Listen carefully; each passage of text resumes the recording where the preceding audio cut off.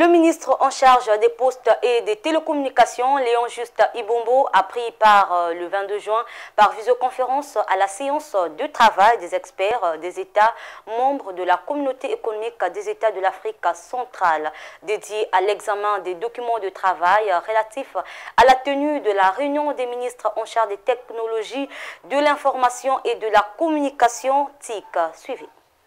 Analyser et adopter la méthodologie analytique de priorisation des projets du plan d'action consensuel de déploiement des infrastructures de communication électronique de l'Afrique centrale, c'est la mission que s'assigne la prochaine réunion des ministres en charge des télécommunications et des technologies de l'information et de la communication de la sous-région. Cette réunion s'inscrit dans la perspective d'accélérer le maillage de l'Afrique centrale en infrastructures de télécommunications répondant aux besoins des populations. En prélude, le ministre congolais Léon Juste Ibombo en visioconférence la réunion des experts. Cet échange des experts a plongé sur les dossiers qui feront l'objet de la réunion ministérielle.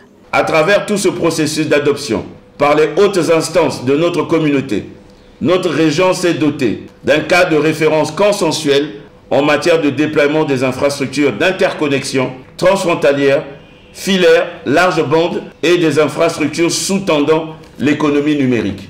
Il nous revient de franchir l'autre étape, qui n'est rien d'autre que la mise en œuvre de ce pacte d'ICAC.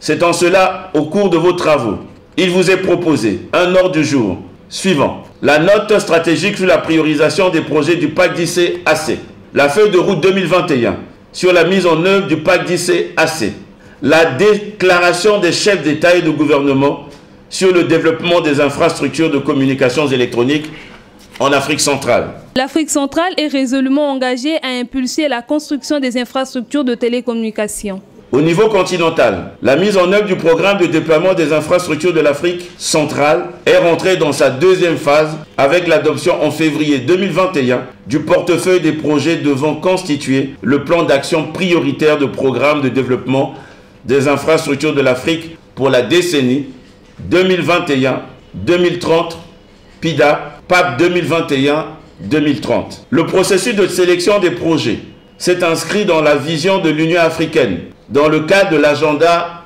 2063, qui appelle à la mise en place d'infrastructures inclusives, durables et de classe mondiale.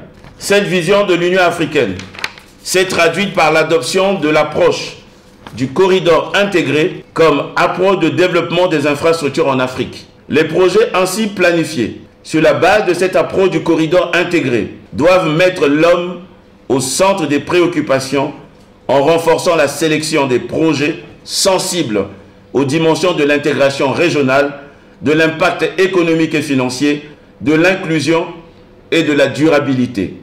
À cette réunion du segment des experts, 9 pays sur 11 y ont pris part en vue de baliser le chemin à la grande réunion ministérielle le 24 juin par visioconférence.